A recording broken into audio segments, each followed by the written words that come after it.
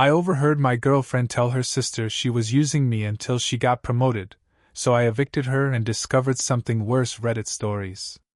I thought betrayal ended the night I heard her mocking me, but the screenshots from her coworker revealed a cheating plan months in the making.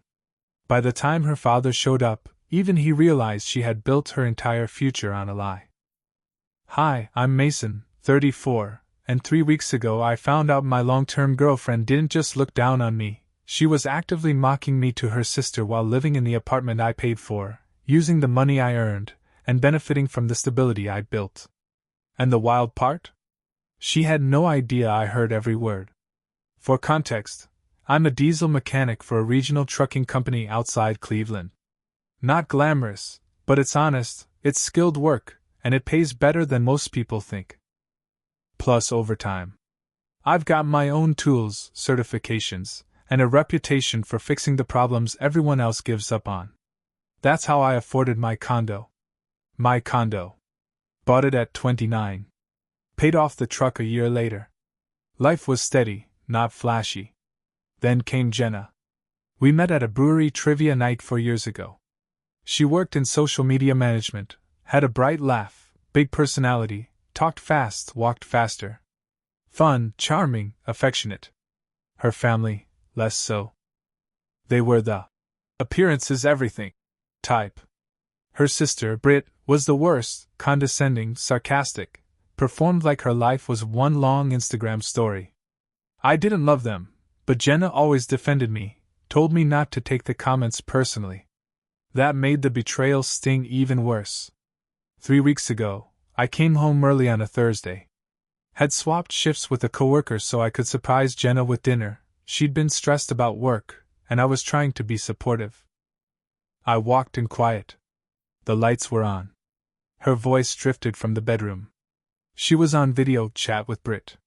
And right as I got close enough to hear, Jenna laughed, that little high laugh she uses when she's trying to impress someone, and said, "Relax, Britt. I'm just using him. I'd never marry a grease monkey." I froze. Britt shriek laughed. "Please! You! Marry a mechanic? Mom would disown you." "I know," Jenna said, still laughing. "He's convenient. He pays for everything. I'm not stupid. I'm not staying with him forever."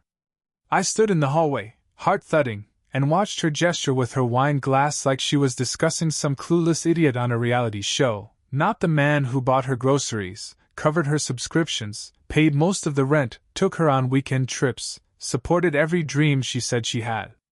Then Britt asked, "So what's your exit plan?" Jenna smirked. "Once I get promoted, I'm gone. I just need him until then." Something in me shut off. Not snapped. Not exploded. Just clicked. A clean, quiet switch. I backed away silently. She never heard me. Didn't know I was home. I spent the rest of the night planning. And the next day, I executed. But I'll get to that.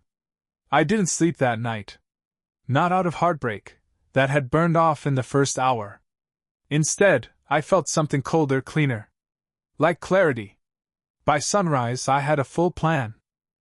First, I went through every subscription, membership, and service I'd been paying for in Jenna's name.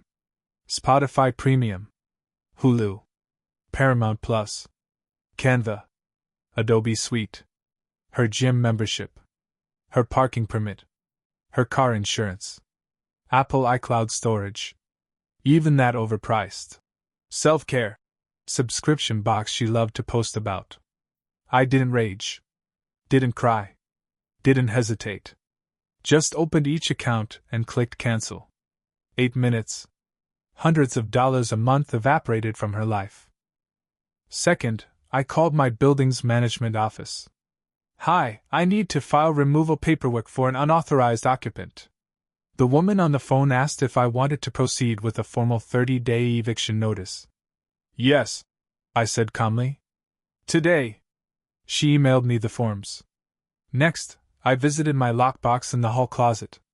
Inside was a yellow envelope I hoped I'd never use, the original copy of the deed with only my name on it. Proof of ownership. proof Jenna had no claim to anything under this roof. I tucked it into my work bag.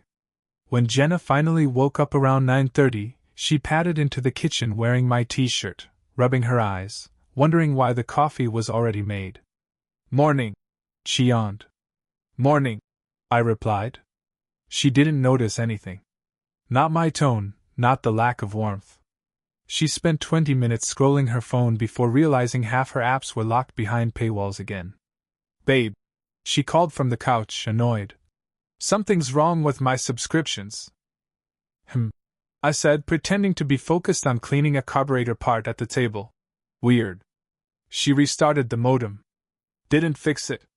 Restarted her phone. Still nothing. 5 minutes later, she tested her gym app. Froze. Tested her iCloud, full, storage expired. Tested Canva, blocked. Spotify ads. Hulu, basic tier. Then her voice changed. "Mason? Did you cancel something?" I didn't look up. "Yeah," I said. "All of them." She stared at me, stunned. "What? Why?" Now I looked up. "Because you told your sister yesterday that you were using me." She went pale. Like I'd slapped her with a glacier. You were home?" "Long enough," I said. No, it wasn't like that, you don't understand, it was a joke." "You laughed when you said it." "Mason, please." I stood, grabbed the envelope from my bag, and set the papers on the table. "What is that?" she whispered. "Your 30-day eviction notice," I said. "You're moving out." Her hand flew to her mouth. "You can't, Mason, we've been together for years." "And for 4 years," I said quietly. "I thought we were partners. Turns out I was your stepping stone." She broke. Tears. Shaking. Every apology she had ever saved up, thrown at me in one breathless monologue. But I was done. "You have 30 days," I said, walking past her. She grabbed my arm. "Mason, please, just talk to me, I can fix this." I pulled away. "You already did," I said. Then I walked out, grabbed my keys, and headed to work. Leaving her kneeling on the living room rug, clutching an eviction notice she never thought she'd see. I figured Jenna would go quiet for a day, maybe 2. Cry. Deny. Spin some story to herself about misunderstandings. Nope. By lunchtime, she had escalated the situation to a level that would have been hilarious if it weren't so pathetic. At 12:17 p.m., while I was in the pit replacing a clutch assembly, Joey, my coworker, rushed over holding my phone. "Dude, your girl is blowing you up. 27 missed calls. 9 voicemails. 14 texts. We need to talk. I'm sorry. Please call me. Can we fix this? Babe, please, I didn't mean it." I ignored them all.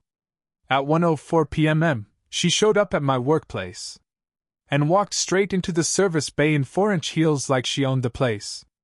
Joey whispered, "Oh hell yes, drama," and practically sprinted to get a better view.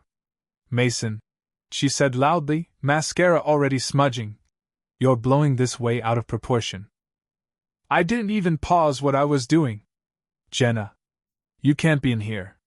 She looked around like the grease and tools personally offended her. "Can we talk privately?" No. The guys had stopped working. Every single mechanic pretended to be very interested in whatever tool they were holding. Jenna took a shaky breath. Okay. I messed up. I shouldn't have said what I said to Britt. I was venting. I was stressed. I didn't mean any of it. I finally turned to face her. "You said I'm convenient," I said. "That you'd never marry me. That you're just using me." She winced. "I was exaggerating." "You weren't." "Mason, please. I love you." "No," I said calmly. "You love free gym, free subscriptions, and a condo with in-unit laundry." Gasps from the mechanics. Someone muttered, "Damn." She stepped closer, whisper yelling, "Baby, please, let's not make a scene. You're humiliating me. You humiliated yourself." I said. Her voice suddenly sharpened. If you do this, if you make me move out, my parents will hear about it. My sister. My friends. Everyone. They'll think you're heartless. Good, I said. They'll stop asking when we're getting married. That shut her up. Then, because she always had to have the last word, she whispered. You'll regret this. I shrugged. Doubt it. She stormed out of the bay, heels clicking like angry punctuation marks. Joey leaned over. Bro, you just unlocked a side quest. But the real turning point came that night. Because Jenna didn't go home to cry or apologize. She went to her parents. And the Walters family declared war. Jenna's parents were the kind of people who treated life like a HOA meeting. Everything needed rules, order, and blame, preferably assigned to someone else. So at 8:42 p.m., while I was eating leftover pasta and watching a welding tutorial, my phone lit up with Walter calling. I picked up. It was time. Mason, her dad said in that stiff accountant voice. We need to talk about what you did to my daughter. What she did? I corrected. A sharp inhale. Jenna is distraught. She tells us you blindsided her with an eviction notice? Did she tell you why? He hesitated. She mentioned a misunderstanding. Is that what we're calling 4 years of using me? Silence. I heard her, Walter. On the phone. With Britt. Saying she'd never marry a grease monkey. Saying she was just using me until she got promoted. Another pause. This one long enough to tell me he hadn't heard that version. Jenna said you took things out of context. Did she tell you she laughed about it? No answer. Did she tell you she said I was convenient? Nothing. Did she tell you she said I was too stupid to notice? Silence so thick it buzzed. No, he finally said. Then she told you the version where she's the victim. I let that sink in. I could almost hear him rubbing his forehead the way he did when stressed. Mason, he said carefully, I'm not going to defend what you're describing. But an eviction? Isn't that extreme? She lives in a condo she doesn't pay for, Walter. If she thinks I'm beneath her, she shouldn't have a problem finding somewhere that matches her standards. More silence. I'll talk to her, he said at last. But Helena will have things to say about TH. Right on cue, Jenna's mother grabbed the phone. Mason, Helena snapped. What you're doing is outrageous. Jenna made a mistake. You don't end a relationship over one slip. It wasn't a slip. It was how she really feels. She was venting. She was honest. You're being emotional, Helena said. And cruel. And petty. No, I said. I'm being done. She sputtered like a kettle. You cannot throw her out. She has nowhere to go. She has 30 days. That's generous. Where is she supposed to stay? Maybe with Britt. They clearly agree on a lot. She fumed. You are making a huge mistake. Helena hissed. You are throwing away a beautiful future. Wasn't much of a future for me, according to your daughter. Click. They hung up.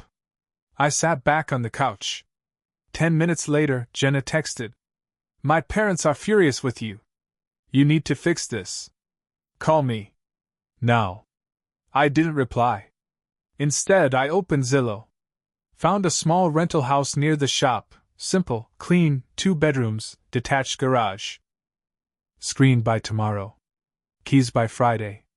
By the time I moved out, Jenna would be living in a half-empty condo she couldn't afford, wondering when her free ride had ended.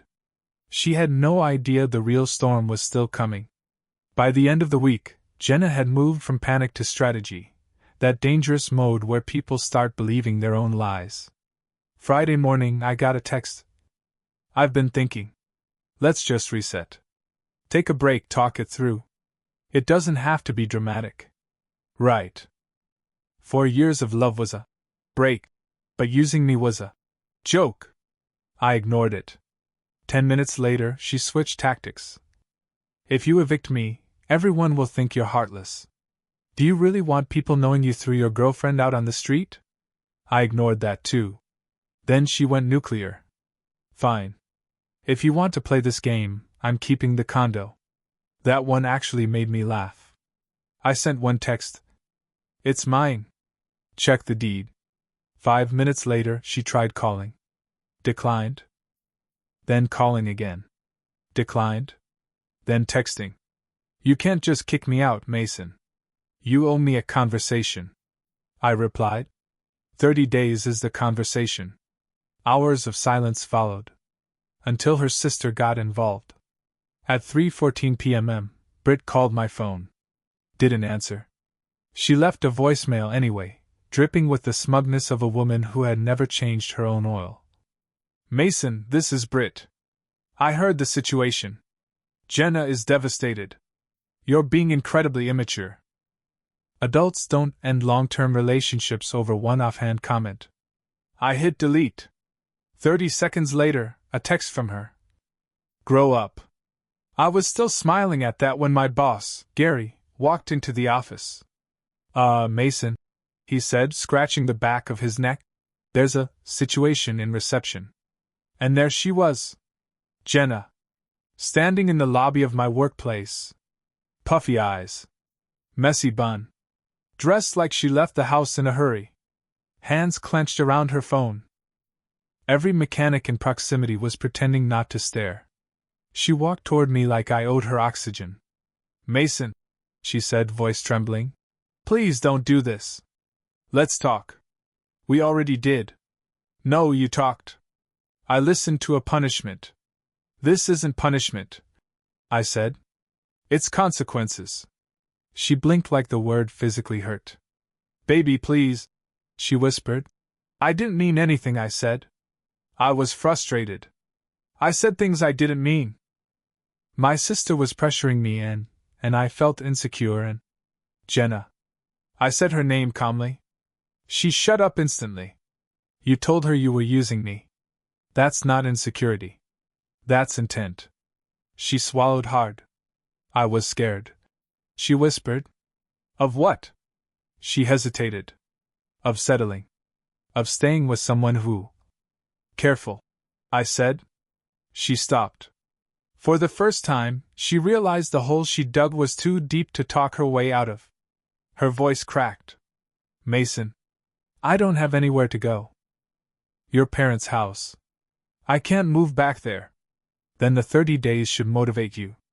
Her eyes filled again, tears overflowing. This isn't you, she whispered. You're kind. You're forgiving. You love me. I shook my head. I loved someone who didn't exist. Her breath hitched. She took a step back like I'd punched her. And mid-breakdown, I noticed her glance around. She was checking to see who was watching. That was all I needed to know. Please leave, I said quietly. Or security will escort you. She stared at me for 5 long seconds. Before whispering, You're going to regret this. I'm already regretting the 4 years. She gasped, covered her mouth, and walked out without another word. The bay erupted the second the door closed. Joey. Oh my God, bro. Casper. She didn't know who she was messing with. Gary. Don't do that again during business hours. But the real fireworks didn't come from Jenna. They came from someone I least expected. At 9 p.m. that night, my phone buzzed with a text from an unknown number. Hi, Mason. You don't know me. I'm Lila, Jenna's coworker. I think you should know the real reason she was planning to leave you. I stared at the screen. Then the next message came in. It wasn't because of her promotion. It was because of someone else. And then, I have screenshots. I stared at that text like it was written in another language. Another man? Honestly, after hearing everything she said to her sister, I shouldn't have been surprised. But there was something about seeing the words "I have screenshots" that lit a slow, cold fuse in my chest. I texted back. What is this about? Send them. 2 seconds. Buzz. A Dropbox link. My stomach tightened. I opened it. Folder name, Jenna plus Derek. Derek. Her coworker. I clicked the first screenshot. There it was, Jenna's chat with Lila from 3 weeks ago. Jenna, he's getting too comfortable. Once I get this promotion, I'm done pretending. Lila, does Derek know? Jenna, not yet. He wants me to break it off now, but I'm not stupid. I'm not giving up free rent before the raise. Then, Lila, does Mason suspect anything? Jenna, he's clueless. Sweet, but clueless. Jenna, plus he'd never kick me out. He's too soft. I scrolled to the next one. A photo of Derek in Jenna's car. His hand on her thigh. The timestamp? 2 months ago. I didn't feel sick. I didn't feel heartbroken. I felt vindicated. Then came the real bomb. Jenna, once Derek and I go public, everyone will understand why I needed someone, temporary, like Mason. Lila, temporary? Jenna, he's a mechanic, Lil. Come on. You think I was going to marry that? LOL. I exhaled slowly, like air leaving a punctured tire. The last screenshot was text only. Lila, you're playing with fire. Jenna, not really. Worst case, I'll just cry and Mason will forgive me. He always does. Always did. Not anymore. I messaged back. Thank you? Why are you sending me this? Lila replied immediately. Because she treated you like you were disposable. And she treated me like her unpaid therapist. I'm done covering for her. You deserve the truth. Fair enough. I typed. Was she planning to leave right after the promotion? Lila. Yes. She was talking about moving in with Derek within a few months. I let that sit there. Months. So while she was sleeping in my bed, eating my food, enjoying my paycheck, she was planning her exit strategy with a guy who cared so little about her that he was already sleeping with 2 other women according to office gossip. Lila volunteered that detail later. Beautiful.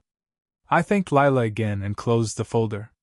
Then I sat back and realized something important. Kicking her out wasn't revenge. It was mercy. For me. But Jenna hadn't learned the lesson yet. Not even close. Because the next day, someone else showed up at my door. Someone I didn't expect. Her father. And this time, he wasn't angry. He looked ashamed. Her dad stood on my porch holding 2 things, his coffee thermos and a folded piece of paper. His shoulders looked stiff, like he'd rehearsed something in the car and still wasn't sure it would come out right. Morning, Mason, he said. Morning. He didn't wait for an invite. Just stepped inside like a man who decided embarrassment was better handled indoors.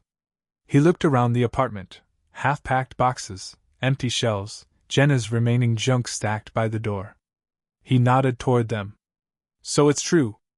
Every word, I said. He exhaled through his nose, slow and heavy. Not angry, disappointed. The kind that digs deeper. I wanted to hear it from you, he said. Because Jenna is, well, she's not telling the same version of events you are. Of course she isn't. He looked at the ceiling like he needed patience delivered from above. What exactly did you hear her say? I opened the folder on my phone and handed it to him without a word. He scrolled. Stopped. Scrolled more. Stopped again. His jaw tightened. His face went gray. When he hit the message where she called me temporary, he closed his eyes. When he reached the part about Derek and moving in with him, he cursed under his breath. Finally, he handed the phone back. She talked about you like you were. He shook his head. Disposable. I know. No, I mean, like you were nothing. He swallowed hard. My daughter can be ambitious. But this is cruelty. I didn't respond. He rubbed his eyes. For the first time since I'd known him, he didn't look like the stable, polite suburban dad with a perfect lawn. He looked ashamed. When she called me crying last night, he continued, she said you blindsided her? That you kicked her out without warning. I gave him a look. He raised both hands. Oh, I know that's not true now. I know exactly what happened. I heard the recording of your mom and sister confronting me at the shop. I said. You saw that? He asked, wincing. It went around. He cursed again. They had no right coming to your shop. None. They thought they were helping. He shook his head. They made fools of themselves. Jenna made a bigger one. He sat at the table without asking. Pulled out the folded paper. Set it down between us. What's that? I asked. A letter I wrote for Jenna, he said quietly. Telling her that until she takes responsibility for how she treated you, not just the cheating, but the manipulation, she is not welcome in my home. I blinked. And I wanted you to know, he continued, that you are not crazy, not insecure, and not wrong. You saw what was happening. You respected yourself enough to walk away. Most men don't. He looked me straight in the eye. You did the right thing, son. I didn't expect that. Not from him. Not now. He stood. I'm sorry she wasted your time, he said. I'm sorrier she didn't appreciate what she had. He turned to leave, then paused at the door. One more thing, he said. Jenna doesn't know I'm here. And she's about to have a very bad week. Why? He gave a humorless smile. Because Derek is married. His wife filed for divorce yesterday. And she plans to name Jenna as a cause. My eyebrows lifted. He nodded. Oh yeah? Jenna's little trade-up just blew up in her face. And when the dust settles, she's going to realize she didn't just lose Derek. He opened the door. She lost you, the only person who actually gave a damn. He walked out. And for the first time since her sister's phone call, I felt something like peace. Jenna didn't stay quiet for long. By noon that same day, my phone started lighting up, not with her number blocked, but with unfamiliar ones. First, her sister. What did you say to her father? He's losing it. Blocked. Then her mother. This family has always supported you. I expect a phone call immediately. Blocked. Then a number I didn't recognize. You don't know the full story. Derek didn't even. Blocked. But the real show began around 3 p.m., when Helena herself marched into the shop again, this time with messy hair and desperation instead of superiority. Casper saw her through the office window. Boss, he said, tightening a wrench. Incoming tornado. She stormed right up to my workbench. You ruined my daughter, she shouted. I didn't even look up from the carburetor I was rebuilding. No, I said calmly. Your daughter ruined herself. That affair wasn't her fault. Helena snapped. He pursued her. Cool. Then she should have blocked him. She was confused. She was coordinated enough to plan her exit strategy. I said. That's not confusion. That's intent. Her jaw tightened. She wasn't used to people telling her the truth without flinching. She told me everything. She said, desperate now. Her father kicked her out. She has nowhere to go. I shrugged. Not my problem. You won't even talk to her? I finally looked up. She called me a placeholder. She used my income. She planned to leave me for someone who ended up being married. And when I didn't melt down like she expected, she tried to manipulate her whole family into attacking me. Helena blinked fast, the anger cracking. People say things they don't mean. She whispered. Sure, I said, but she meant them. Helena swallowed. She's my daughter, she finally said. I can't let her drown. And I'm not her lifeguard, I replied. Then I nodded toward the exit. You can go now. Helena didn't move for a few seconds. Then she turned, shoulders slumped, and walked out of the shop with none of her usual grace. Casper whistled. That, he said, was biblical. But the day wasn't done. Around 7 p.m., I stepped outside the shop for some air. A gray Toyota pulled in. Not Jenna's. Not her mother's. It was Derek's wife. She stepped out, Tired eyes, steady posture, a folder in her hands. You're Mason? She asked. Yeah. I'm Nora. I nodded. Heard your name, I said. I heard yours too. She handed me the folder. Inside were screenshots, emails, a recording. Everything you might need, she said. In case Jenna tries twisting the story, or attempts legal nonsense later. I'm divorcing Derek. And I figured you should have a full copy. I blinked. This is a lot, I said. Cheaters don't deserve soft landings, Nora replied calmly. She started to walk away, then turned. And for what it's worth, you handled this better than most men would. Then she left. I stood there holding more evidence than any sane person needed. And all I could think was, this storm wasn't over. But none of it was my storm anymore. The next morning, I woke up to 27 missed calls. Not from Jenna. Not from Helena. Not even from Bianca. All from Walter. That got my attention. I called him back. He answered on the first ring, voice tight. Mason, she's here. Who? Jenna. She showed up at my house at 5 a.m., hysterical. Packed bags. Says she can't stay in her apartment. Says you destroyed her life. I didn't say anything. And she won't stop crying, he continued. But she's not crying about what she did. She's crying because Derek's wife told her she's filing a restraining order if she tries contacting him again. There it was, the root of everything. She wasn't grieving the relationship. She was grieving the collapse of her backup plan. Look, Walter said, lowering his voice. She wants to talk to you. I told her no. I told her she has to accept the consequences of her decisions. But she's spiraling. Spiraling how? I asked. Angry. Blaming everyone. Saying life isn't fair. Saying she was supposed to marry up, not. He stopped himself. Not what? I pressed. Walter sighed. Not get stuck with someone like you. Her words. Not mine. I felt absolutely nothing at that. Just confirmation. Then, she said she wants closure. Closure, I repeated. From me. Yes, Walter said. She thinks if she can talk to you, she can undo this. No, I said. She wants a reset button. I'm not it. Mason, he said, voice trembling slightly. For what it's worth. I'm ashamed. And I'm sorry. You didn't deserve any of this. I took a breath. I know, I said. And I appreciate it. There was a pause. Then, one more thing, Walter added. Nora, Derek's wife, filed the police report this morning. Jenna is officially named in the complaint.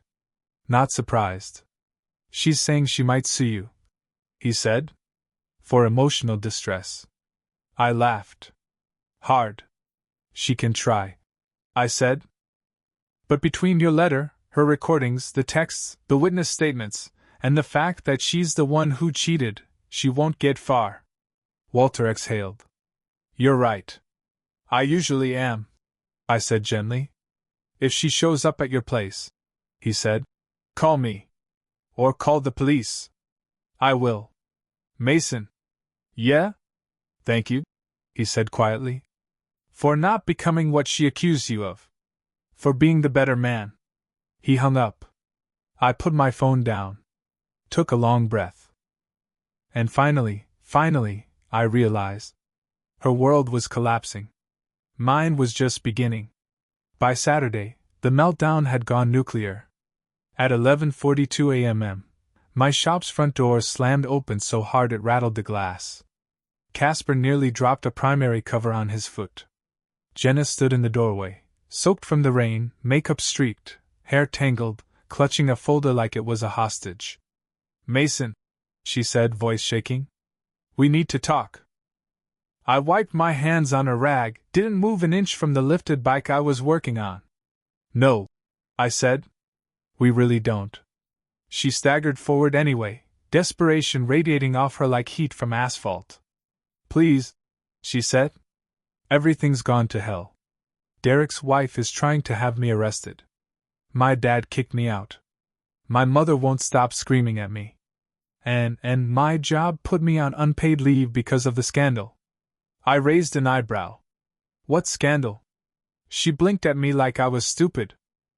The affair, Mason. Half the office found out. Someone sent screenshots to HR.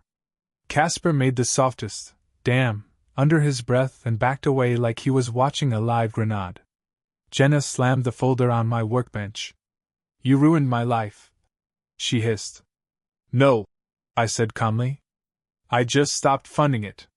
She froze. Lips parted. Like the sentence had physically hit her.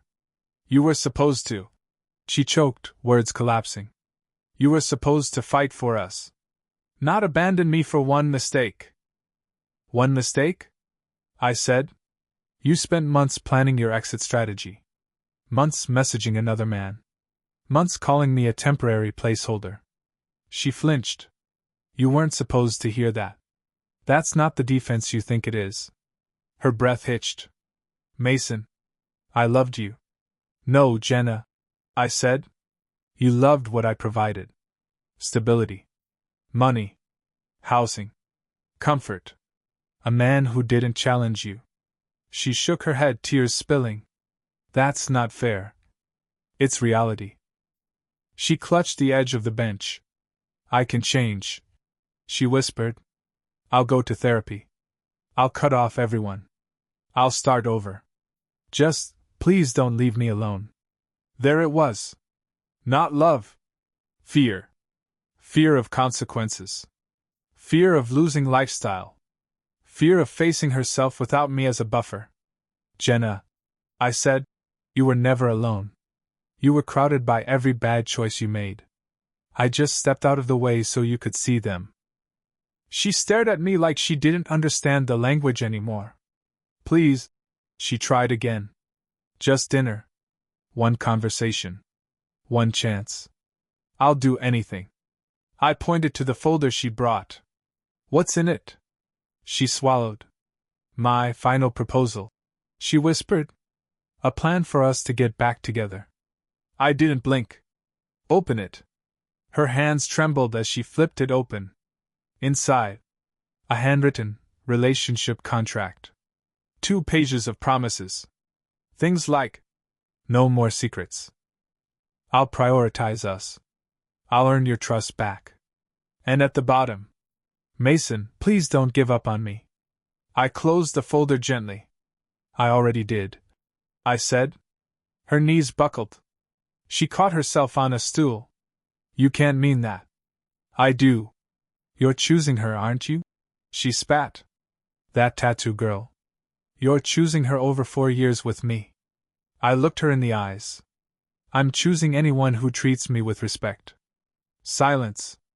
A long, unbearable silence. Then she whispered. So this is it? This has been it since the night I heard you tell your sister I was a placeholder. Her tears stopped. Her face hardened. You'll regret this, she said. Maybe, I said. But I'll regret wasting another minute on you a lot more. She opened her mouth to respond, then froze as Walter walked into the shop behind her. Mason, he said quietly. Is she bothering you? Jenna closed her eyes. Daddy, please. No, Walter said firmly. We're leaving. Now. He took her by the arm, not harsh, just decisive. She didn't fight. Didn't scream. Didn't beg again. She just deflated. And as he guided her out, she looked back at me one last time. Not angry. Not desperate. Just hollow. Walter gave me a small nod, part apology, part gratitude. Then they were gone. Casper let out a low whistle. Dude, he whispered. You just witnessed the exact moment a villain loses their powers. I didn't respond. I just tightened the last bolt on the bike, wiped the grease from my hands, and felt something I hadn't felt since this started, closure. The following week felt strangely peaceful. No drama. No phone calls. No late-night knocks. No emotional booby traps waiting in the kitchen. Just engines, metal, grease, and silence, the good kind. By Wednesday morning, I was actually thinking about Jenna less than the vintage Harley I was rebuilding. That alone felt like a miracle. But peace never lasts long. Around noon, my phone buzzed with a text from an unknown number. "We need to talk. It's important." Before I could block it, another followed. "It's Jenna's sister, Bianca." Great. I sighed and opened it. "Something happened. Please call me." I almost deleted it, but she sent one more. "It's about Jenna. It's serious." Casper saw my face. "Oh," he said. "That's your I'm about to step in something nasty expression. Her sister wants me to call." "Don't," he said immediately. "Whatever it is, it's bait." Probably. But something in Bianca's tone felt different. Not smug. Not condescending. Not controlling. Just terrified. I stepped outside and dialed. She answered on the first ring. "Thank God," Bianca breathed. "Mason, this is, just, please don't hang up." "What happened?" A shaky breath. "It's Jenna," she said. "She's missing." I felt the air leave my chest. "Missing how?" I asked cautiously. "She packed a bag last night and left a note." She hasn't answered anyone. She turned off her phone. None of us have seen or heard from her. My stomach tightened, but I kept my voice even. "What did the note say?" "It said," Bianca sniffed. "It said she ruined everything. That she embarrassed herself. That everyone hates her. That she had nothing left." I closed my eyes. Damn it! She's not answering texts. Not opening messages. Bianca continued. "Her boss said she didn't come in today. Walter is driving around every road he can think of. My mom is hysterical." "Did she say where she was going?" I asked. "No. Just I need to get away before I do something stupid." A long silence. "Mason," Bianca whispered. "I know you don't owe us anything. Truly. But you know her better than anyone. Do you have any idea where she might go?" My throat tightened. I didn't want to get dragged into this. Didn't want to reopen the wound. Didn't want to care. But I'm not built to ignore someone potentially hurting themselves. Even someone who hurt me. "Check the old quarry," I said quietly. "She goes there when she's overwhelmed." Bianca gasped softly. "She used to go there in high school." "I forgot about that." "Send Walter." "Not Helena," I said. "Last thing Jenna needs is more pressure." "Thank you," Bianca whispered. "I'll call him." I hung up. Casper leaned through the shop door. "You good?" "No," I said. "But I will be." He nodded. "You think she's okay?" "I don't know." He was silent for a moment then. "You did everything right. Her choices aren't on you." I nodded, but the knot in my chest didn't loosen. 40 minutes later, my phone buzzed again. "Bianca." I answered immediately. "We found her," she said, voice thick but relieved. "She was sitting by the water. Not hurt. Just broken. Walter's taking her home." Relief washed through me, then disappeared just as fast. "She asked if you could come," Bianca added quietly. "She said she needs closure." I took a deep breath. "No," I said softly but firmly. "I'm glad she's safe. Really glad. But I'm not the person who can help her heal." Bianca let out a shaky breath. "I understand. Tell her I hope she gets better." "I will." I hung up and walked back into the shop. Casper looked up from the bench. "Well? They found her." "Good," he said. "Now you can finally move forward." Maybe for the first time in months, I genuinely felt like I could. Life didn't tie itself into a perfect bow that day. No dramatic reconciliation. No screaming match. No final showdown. Just a quiet, necessary ending. And sometimes, that's the healthiest kind. Jenna never reached out again after that day, and honestly, neither did I. Some endings don't need fireworks, just a closed door and a deep breath. A month later, life finally felt like mine again. The shop was booming. Engines sang instead of stress. I slept without replaying arguments in my head. I laughed again, real laughs, not the polite ones I'd been surviving on. And somewhere in that calm, I realized I hadn't just dodged a bullet. I'd stepped out of a burning house and walked into clean air. I spent more nights with friends. Took long rides with no destination. Learned to enjoy my own company again. The quiet wasn't lonely, it was peaceful. As for Jenna, I truly hope she finds the help she needs. I don't hate her. I don't want revenge. I just want her to heal somewhere far from the wreckage we made of each other. And me? I'm good. Better than good. I'm free, steady, clear-headed, and finally steering my life in the direction I choose. Sometimes the best revenge is simply moving on, and meaning it.